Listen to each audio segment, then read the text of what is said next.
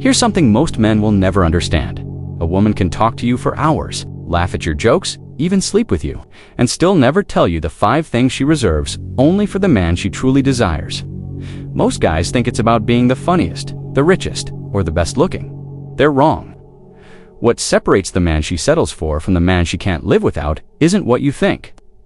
It's about becoming the kind of man she feels safe enough to be completely vulnerable with. We're diving into the psychology of female desire. Not the surface-level attraction, but the deep, primal need that drives a woman to choose one man above all others. These aren't pickup lines or manipulation tactics. These are truths about human nature that most men are too afraid to face. The ancient Stoics understood something that modern men have forgotten. True power comes not from what you can take, but from what others willingly give you. And what a woman gives to the man she truly desires is something money can't buy and status can't command. Her complete psychological surrender. Let's talk about what that actually looks like. The first thing a woman only tells the man she truly desires is her real fears. Not the surface-level worries she shares with friends, but the deep existential terrors that keep her awake at 3 a.m. She won't tell just anyone that she's terrified of ending up alone, that she sometimes feels like she's pretending to be someone she's not, or that she questions whether she's worthy of love. These aren't casual conversations. These are the thoughts that cut to her core identity.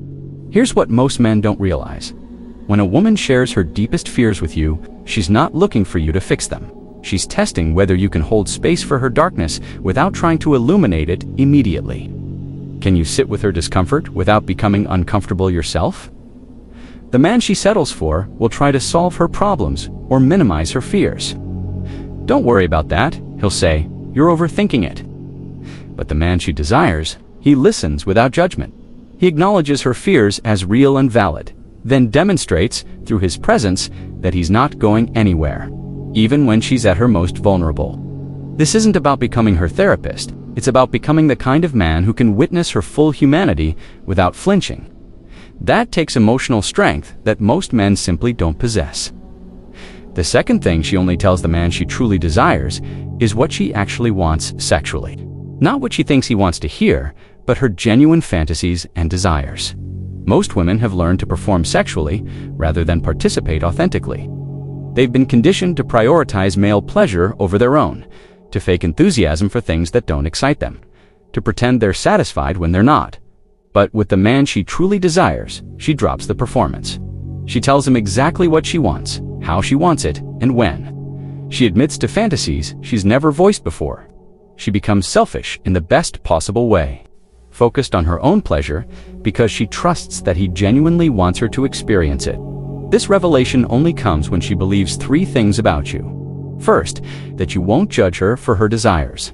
Second, that you're confident enough in your own sexuality that her pleasure enhances rather than threatens your ego. And third, that you see her sexual satisfaction as essential to your own fulfillment. The average man is so insecure about his own sexual performance that he can't handle a woman being completely honest about hers. He takes her feedback as criticism, her desires as demands, her pleasure as pressure. But the man she desires welcomes her honesty as a gift, a roadmap to deeper intimacy. Here's where it gets counterintuitive. The third thing a woman only tells the man she truly desires is her doubts and criticisms about him. This sounds backwards, but follow the logic. If she's planning to settle for you, she'll keep her mouth shut about your flaws.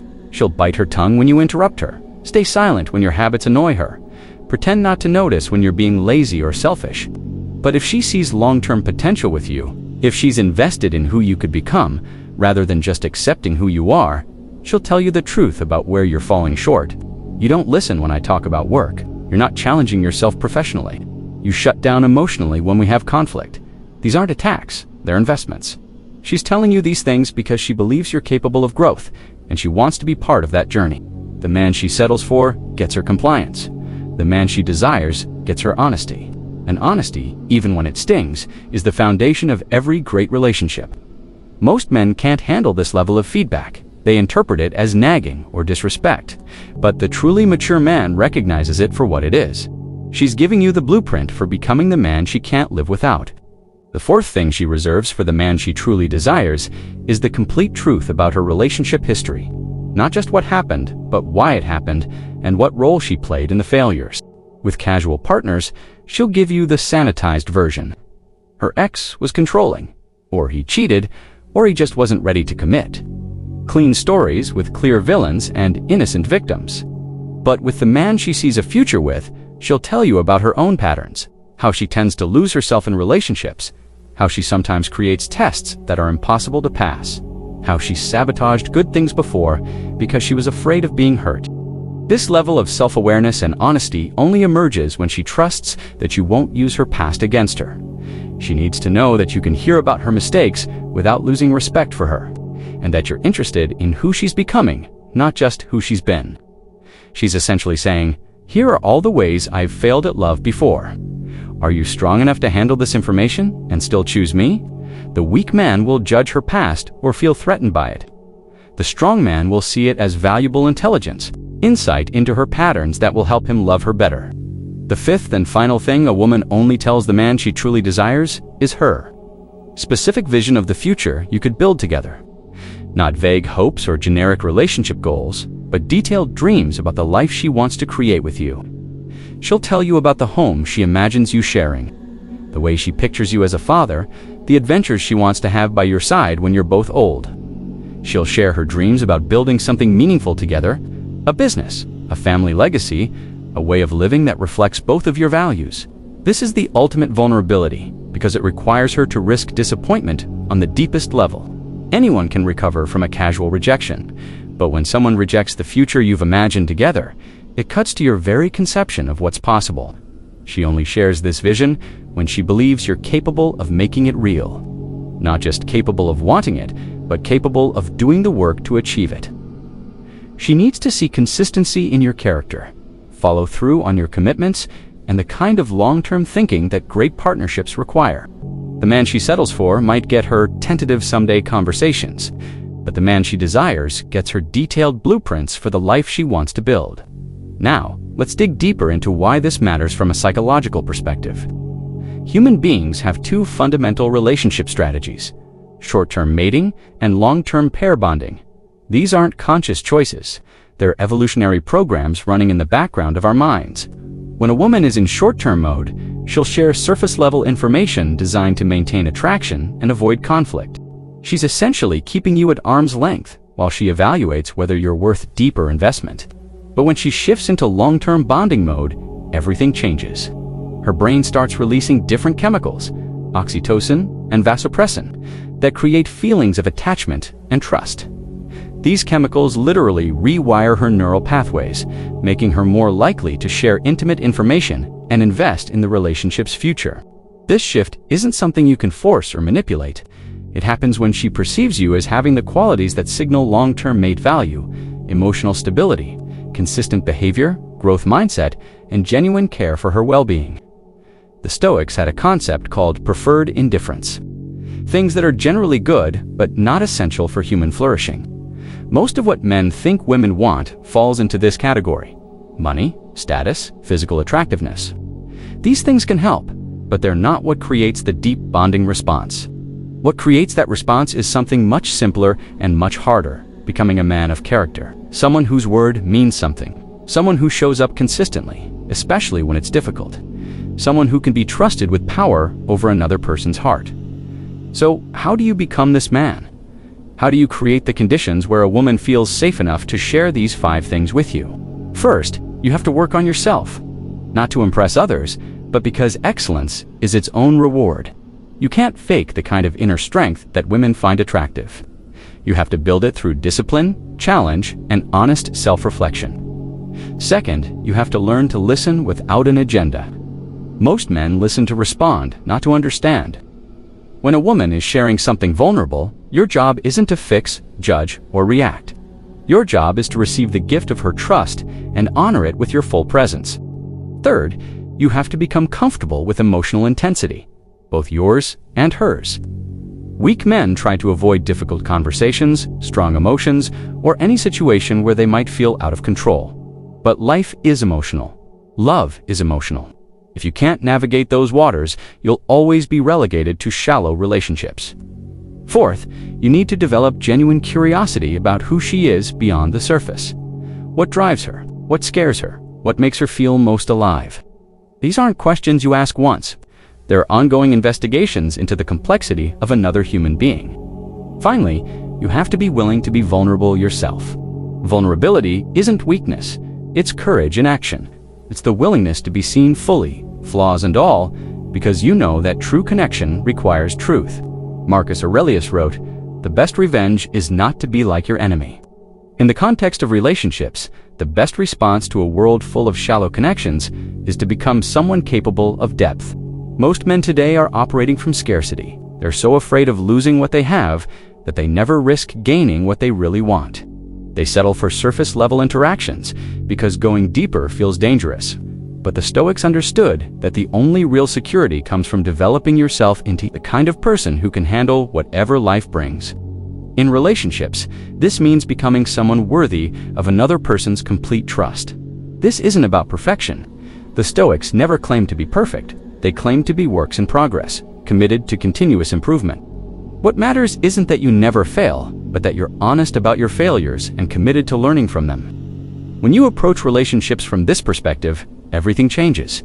You stop trying to impress and start trying to understand. You stop performing and start being authentic. You stop taking and start giving.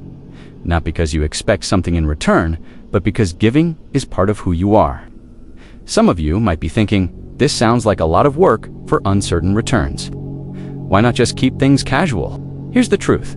Casual relationships feel easier in the short term, but they're actually much harder in the long run.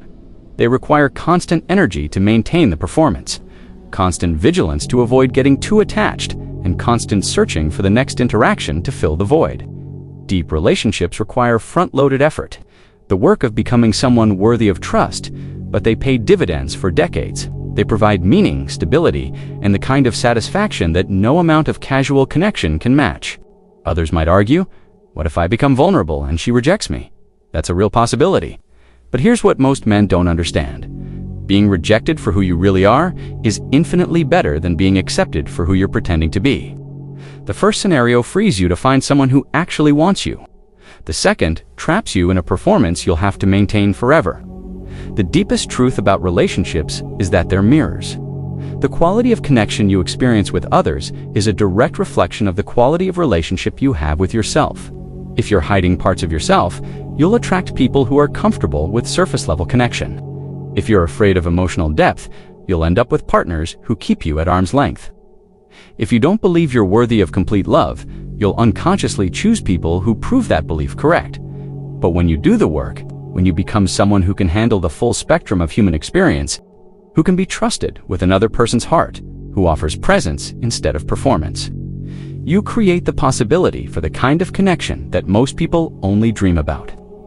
The 5 things we've discussed today, her fears, her desires, her doubts about you, her relationship history, and her vision of your shared future, are not just pieces of information. They're gifts.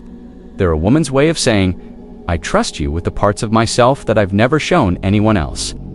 That trust has to be earned through consistency, character, and the courage to be vulnerable yourself. It can't be faked, forced, or manipulated. It can only be cultivated through the patient work of becoming the kind of man who deserves it. This isn't about changing who you are to please someone else. It's about becoming who you're capable of being. For yourself first, and then as a gift to the person who chooses to build a life with you. The path isn't easy, but nothing worthwhile ever is. Every day you have a choice. You can continue operating from fear, settling for shallow connections, and wondering why you feel empty. Or you can do the work, face the discomfort, and build the capacity for the kind of love that transforms both people involved. The world is full of men who are willing to settle for less. The question is, are you willing to become one who demands more? Not from others, but from yourself. If this resonated with you, if it shifted something in how you think about relationships and personal growth, leave a comment. I choose depth over surface. And remember, the strongest men are not those who never fall, but those who rise every time they do. Your work begins now.